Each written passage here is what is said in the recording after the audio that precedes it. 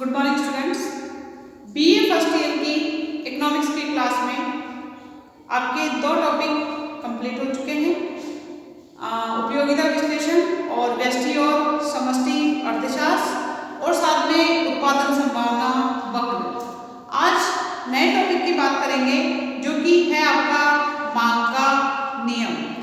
मांग का नियम करने से पहले पिछले अध्याय में समसीमांत उपयोगिता नियम, सीमांत उपयोगिता, ह्रास नियम, कुल उपयोगिता और सीमांत उपयोगिता के बारे में यानी उपयोगिता विश्लेषण की विस्तृत रूप से चर्चा की गई थी कि एक उपभोक्ता के द्वारा अपनी सीमित आय से किस प्रकार से वो अधिकतम संतुष्टि प्राप्त करने का प्रयास करता है। क्योंकि उपभोक्ता की आय सीमित होती है और उसकी आवश्यकताएं असीमित होती है। उपभोक्ता का उद्देश्य होता है कम से कम पैसे से ज़्यादा आवश्यकताओं को संतुष्ट करने की उसकी इच्छा रहती है कि वो किस प्रकार से अपने सीमित साधनों से अधिकतम आवश्यकताओं को पूरा करके अधिकतम संतोष प्राप्त कर सके। बात करेंगे आज मांग का अर्थ या मांग का नियम। आपके टॉपिक का नाम है। मांग का नियम होता क्या है, इसमें क्या क्या चीजें शामिल होती है, इन सभी के बारे में विस्तृत रूप से चर्चा की जाएगी। हेडिंग डालिए आप लोग मांग का नियम। काफी इंपॉर्टेंट है ये टॉपिक और आगे के भी क्वेश्चंस बनते हैं। बात करते हैं मांग की, तो मांग का नियम या मांग के अर्थ की बात करें तो मांग का अर्थ एक विशिष्ट अर्थ में प्रयुक्त होता है। मांग का मतलब क्या होता है, डिमांड करना।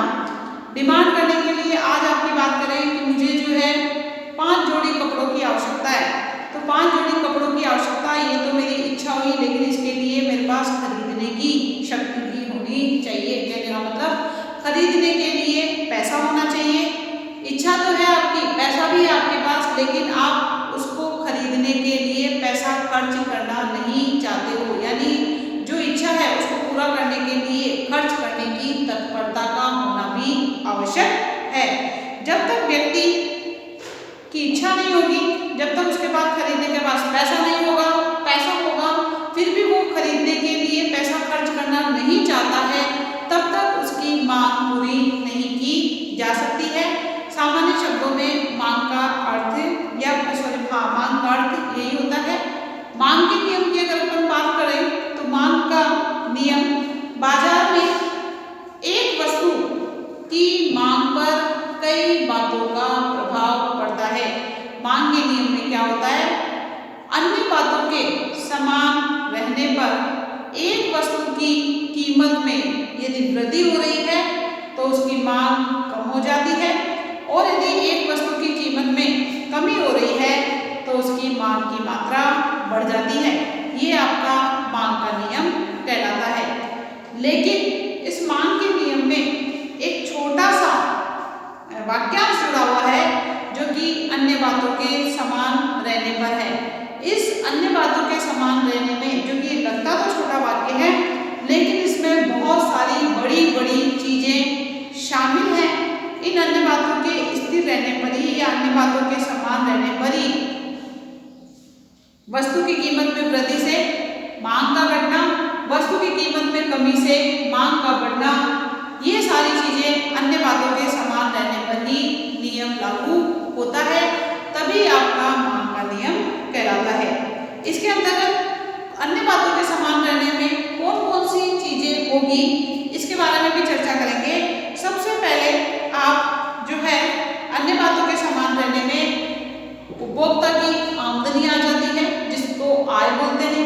उपभोक्ता की पसंद और अधिमान, जो कि उनको भी स्थिर माना जाता है। संबंधित वस्तुओं की कीमतें, उनको भी स्थिर माना जाता है।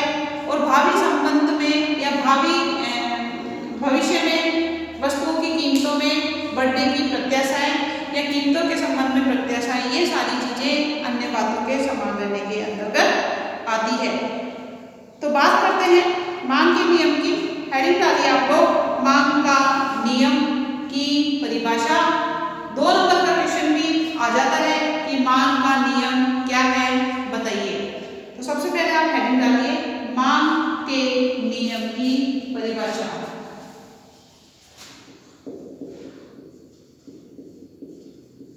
मांग के नियम की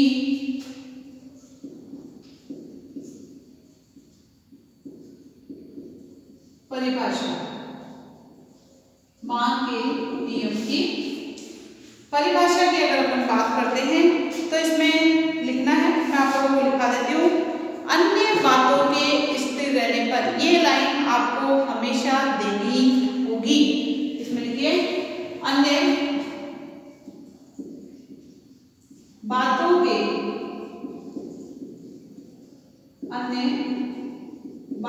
के स्थिर रहने पर, इसमें कौन कौन सी चीजें थी वो मैं आपको और विस्तार से बताऊंगी कि अगर उपभोक्ता की आय में वृद्धि हो जाती है तो उसका मांग वक्र पर क्या इफेक्ट पड़ता है, उपभोक्ता की आय में अगर कमी हो जाती है तो उसका मांग वक्र पर क्या प्रभाव पड़ेगा, इन सब के बारे में विस्तार रूप से चर्चा करेंगे। अन्य बातों के स्थिर रहने पर एक वस्तु की कीमत, लिखिए एक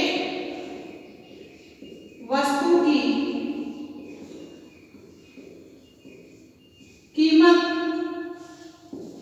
क्योंकि वस्तु की कीमत और मांग में कैसा संबंध होता है, विपरीत संबंध होता है, आपको डायग्राम के द्वारा पता चल जाएगा। कीमत के घटने पर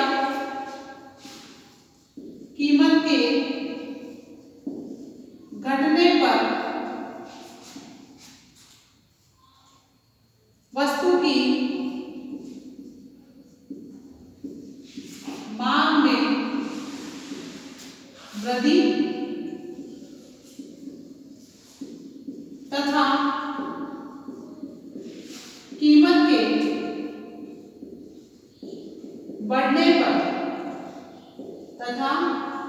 कीमत के बढ़ने पर वस्तु की मांग में कमी,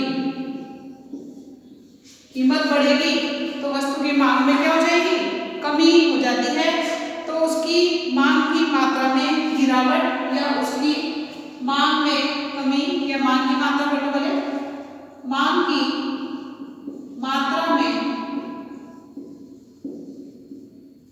कमी, गिरावट बात एक ही है, कमी गिरावट ही क्या कहलाता है, मांग का नियम कहलाता है। गिरावट ही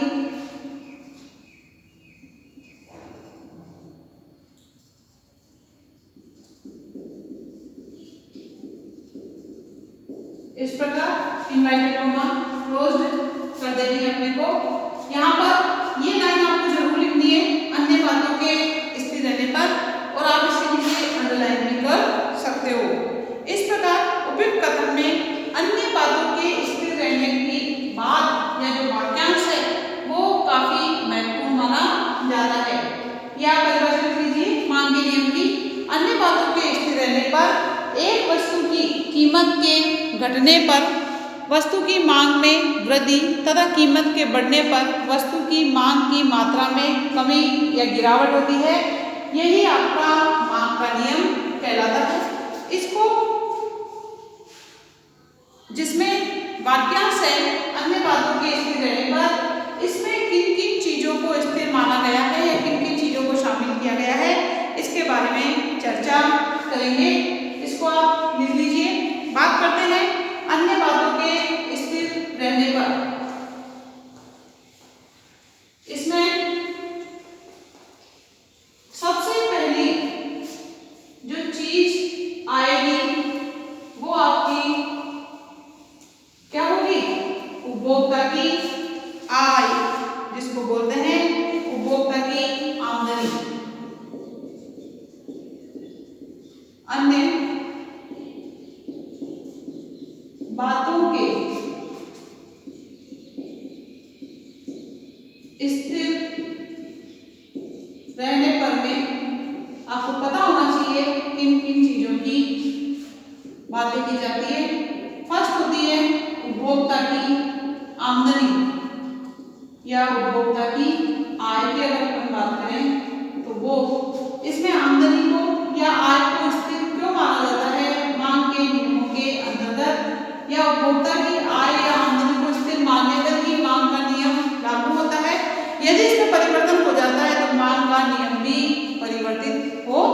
जाता है।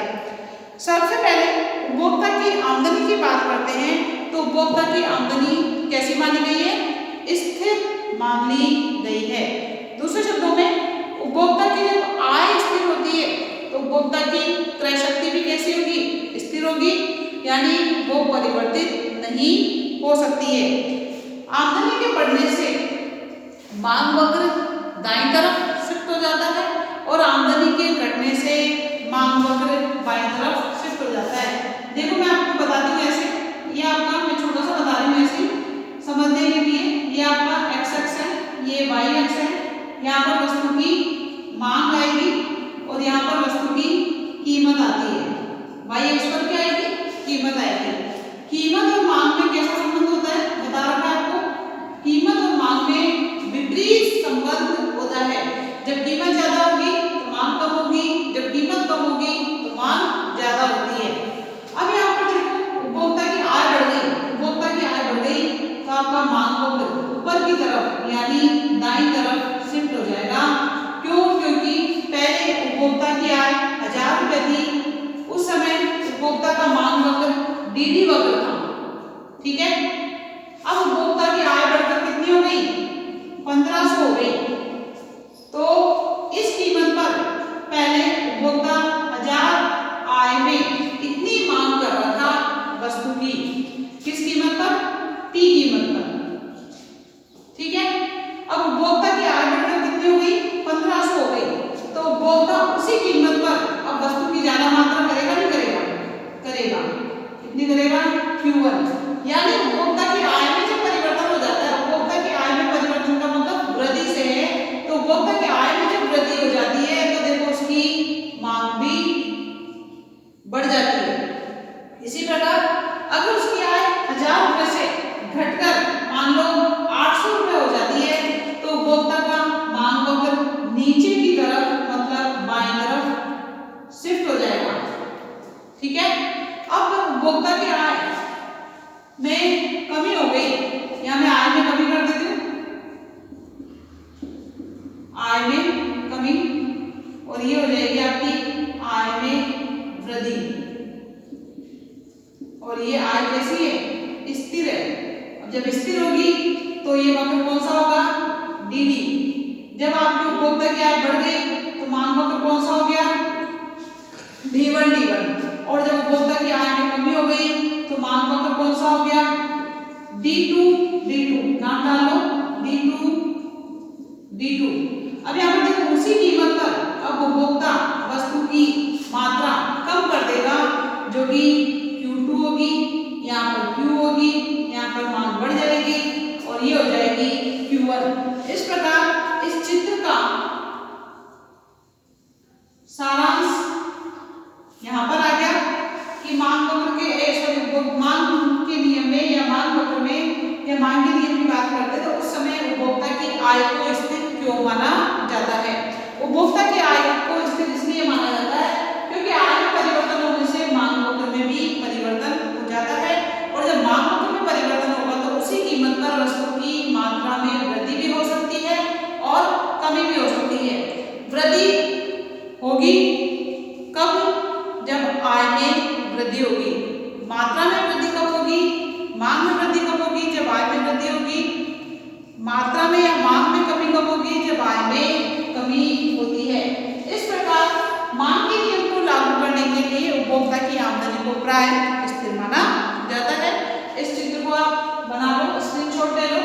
दूसरी बात करेंगे उपभोक्ता की पसंद या रुचि की, कि उपभोक्ता की पसंद या रुचि को भी मांग के नियम के अंतर्गत स्थिर क्यों माना जाता है, यानी उसकी पसंद को स्थिर मानेंगे तभी मांग का नियम लागू होगा, अन्यथा मांग का नियम लागू नहीं होता है। नेक्स्ट देखिए उपभोक्ता की पसंद या अधिमान।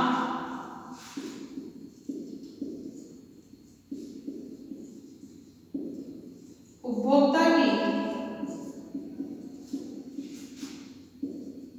पसंद या अधिमान या रुचि बात एक ही है,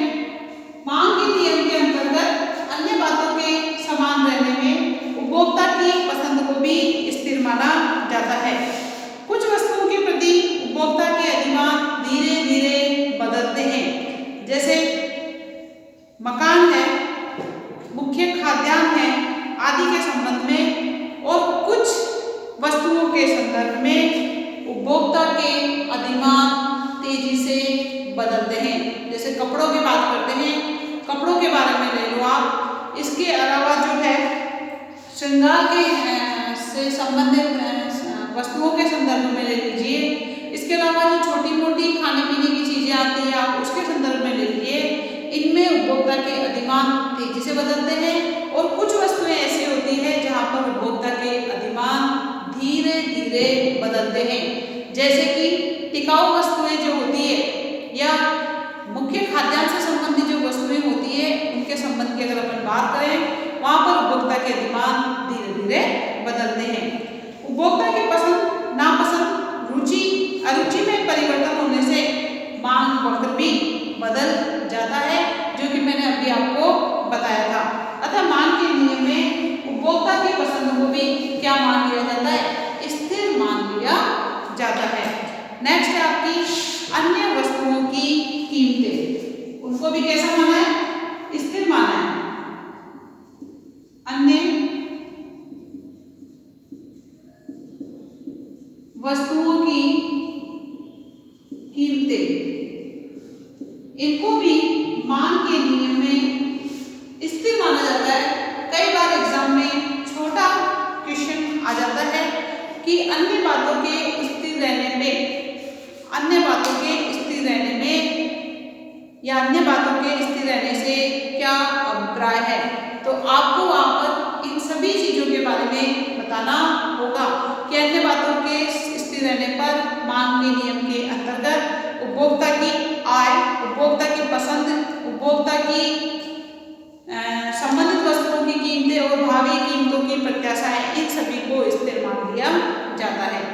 नेक्स्ट बात करते हैं अन्य वस्तुओं की कीमतें। मांग के नियम में अन्य वस्तुओं की कीमतों को भी स्थिर रखना होता है। वस्तुएं दो प्रकार की होती है, एक तो होती है स्थानापन्न वस्तु और एक होती है पूरक वस्तुएं।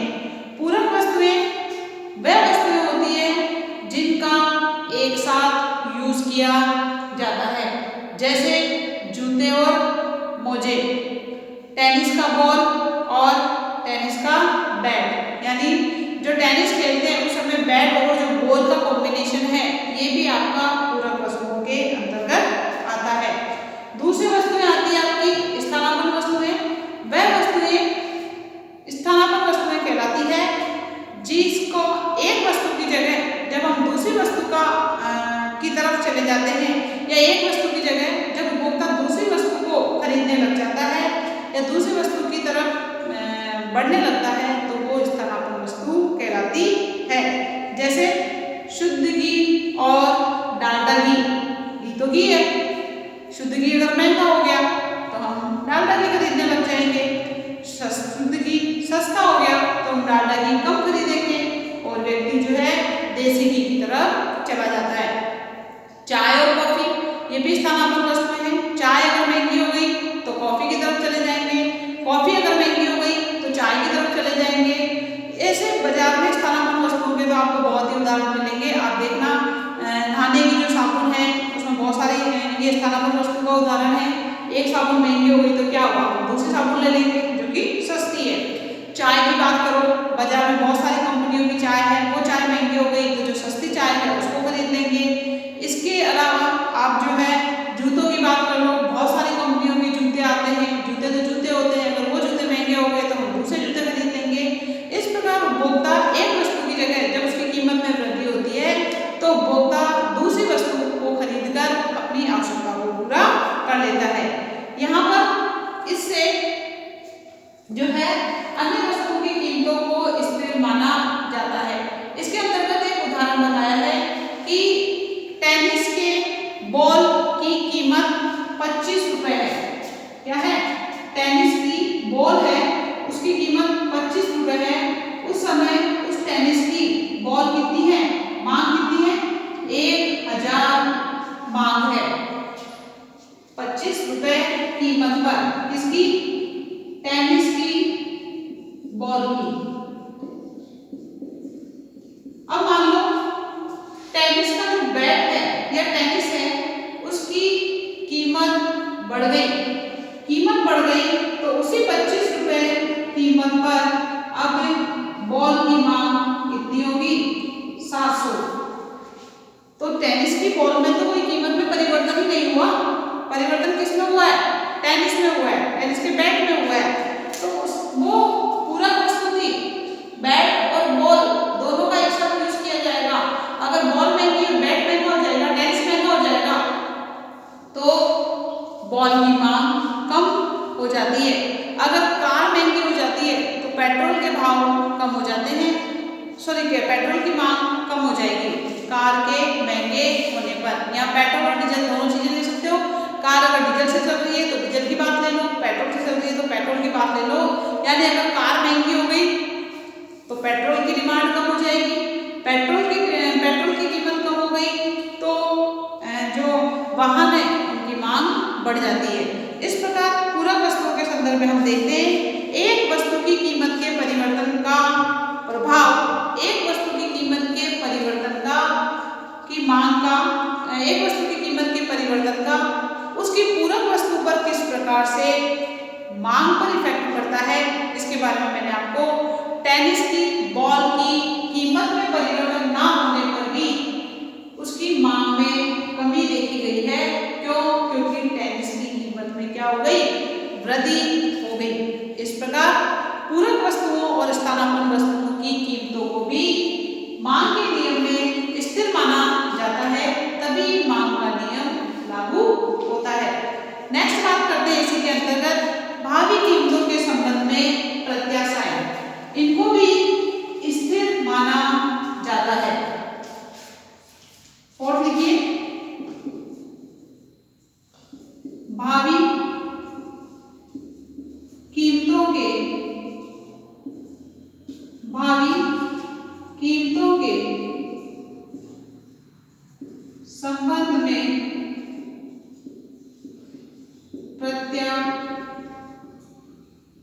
प्रत्याशाएं, इनको भी कैसा माना जाता है?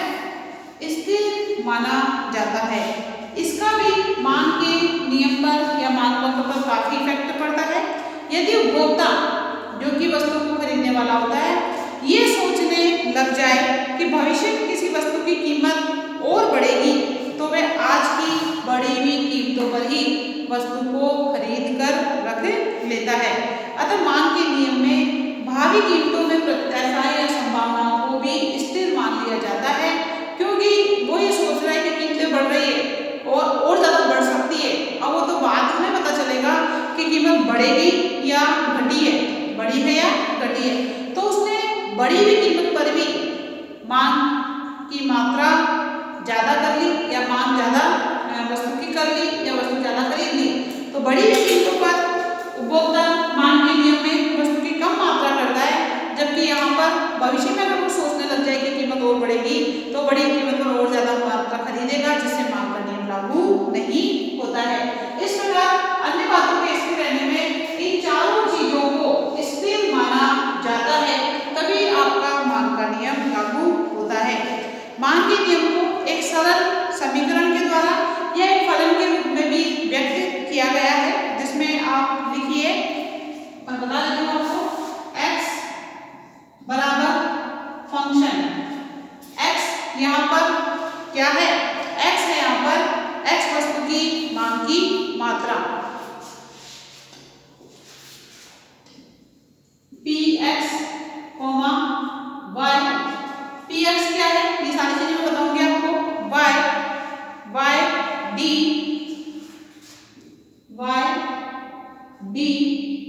p n t, sorry p e, यहाँ p है, p n p और e, ये आपके मांग के नियम को सरल जो है फलन की दृष्टि से बताया हुआ है। x बराबर f, जिसको फलन बोलेंगे, px, y d, t, pn p e, यहाँ पर t भी लगा, t, pn p और e, ये आपके मांग के नियम को जो है सरल फलन की दृष्टि से बताया गया है। यहाँ पर x क्या है, वो क्या है, इन सभी चीजों के बारे में लिखेंगे।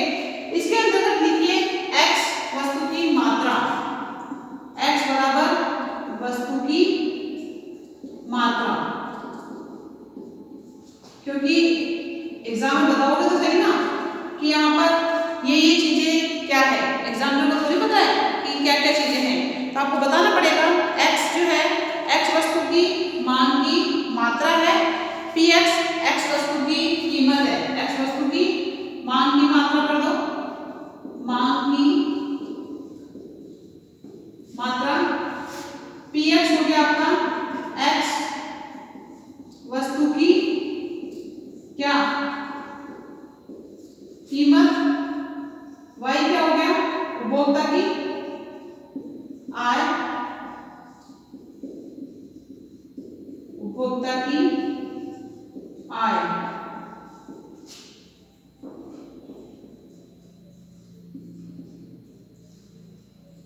y d की अगर हम बात करते हैं,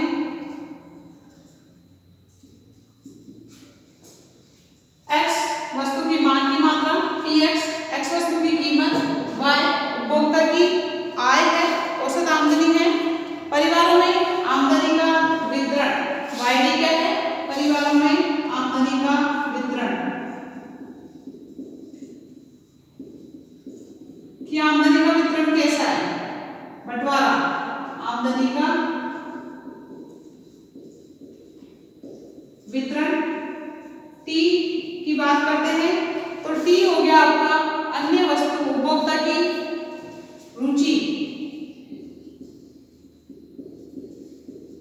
उपभोक्ता की रुचि, पसंद, कुछ भी कह लो, बात एक ही है। इसके बाद pn उपभोक्ता की रुचि हो गई, t का मतलब, pn का मतलब होता है संबंधित वस्तुओं की कीमतें। अब ये मैंने पढ़ी, ये अन्य वस्तुओं की कीमतें, या संबंधित में दोनों वस्तुएं आ जाती, पूरक वस्तुएं और स्थानापन्न वस्तुएं, संबंधित या अन्य वस्तुओं की कीमतें कर दो, बाद लिखिए अन्य वस्तुओं की कीमतें। इसके बाद pn के बाद p जो है आपका वो होगा जनसंख्या का आकार, पॉपुलेशन, जनसंख्या का आकार, और लास्ट क्या बचा है, ई बचा है, वो है भावी कीमतों की संभावना, जो कि आपका 4 नंबर का है, भावी कीमतों की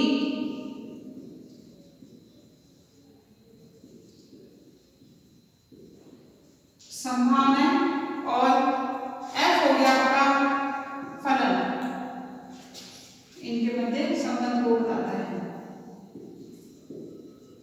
फलन। इसको आप नोट डाउन कर लीजिए। इसका अर्थ यह है कि एक वस्तु की मांग की मात्रा पर इन सभी चीजों का प्रभाव पड़ता है। यदि कीमत में परिवर्तन हो गया तो मांग में परिवर्तन हो जाएगा, उपभोक्ता की आय में परिवर्तन हो गया तो मांग में परिवर्तन हो जाएगा, परिवारों में आमदनी का वितरण कैसा है, समान है या असमान, उससे भी मांग पर इफेक्ट पड़ता है। उपभोक्ता की जो परिवारों में आमदनी का वितरण है, अगर समान होगा तो मांग ज्यादा होगी, असमान है तो मांग कम होती है।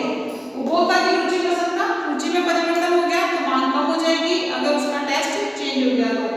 संबंधित वस्तु की कीमतों में अगर परिवर्तन होता है तो उपभोक्ता का मांग वक्र परिवर्तित हो जाता है।